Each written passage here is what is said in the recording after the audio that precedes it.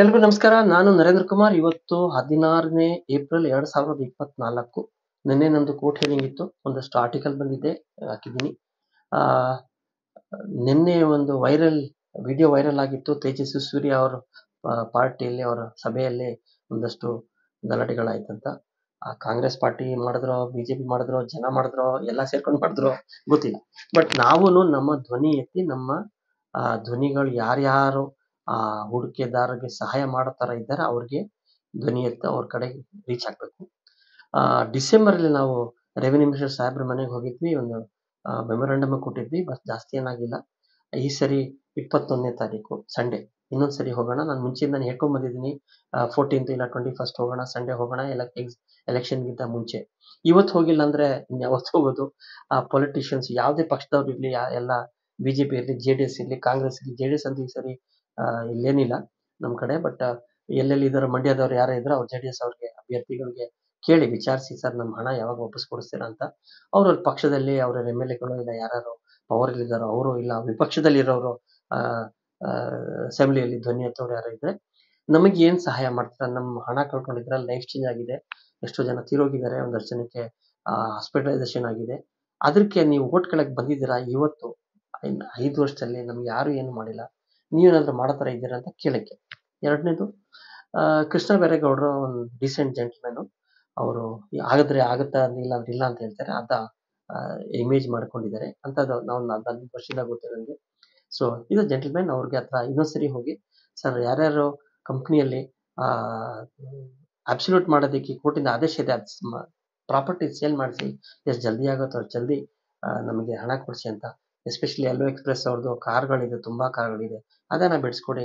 ಆಮೇಲೆ ಇನ್ನೊಂದಷ್ಟು ಕಂಪ್ನಿಗಳಿಗೆ ರೀಸೆಂಟಾಗಿ ಹೊಮಿಗೋ ರೀಸೆಂಟ್ ಕಾಂಪಿಟೆಂಟ್ ಅಥಾರಿಟಿ ನೇಮಕ ಆಗಿದ್ದಾರೆ. ಬೇರೆ ಕಂಪ್ನಿಗಳಲ್ಲೂ ದಯವಿಟ್ಟು ಮಾಡಿಸಿ. ಕನ್ನಡದವರಂತೂ ಒಂದಷ್ಟು ಪ್ರಾಪರ್ಟಿಗಳು ಸೇಲ್ ಆಗ್ಬೇಕಾಗಿರೋದು, ಅದು ಮಾಡಿಸ್ಕೊಡಿ ಅಂತ ಕೇಳೋಣ ಅಂತ.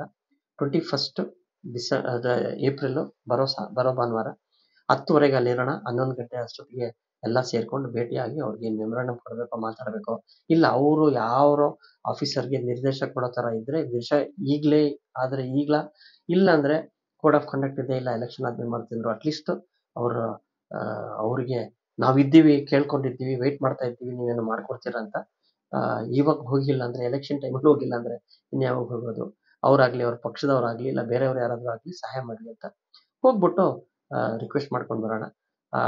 ಹೆಂಗೂನು ಕೋರ್ಟಿಂದ ನಾವು ಮಾಡ್ತಾನೆ ಇದ್ದೀವಿ. ಕೋರ್ಟ್ ಬಗ್ಗೆ ಇನ್ನೊಂದು ವಿಡಿಯೋ ಆಮೇಲೆ ಮಾಡ್ಕೊಡ್ತೀನಿ, ನೋಡ್ತೀರಾ ನಾಳೆ ನಾಳೆದಲ್ಲಿ.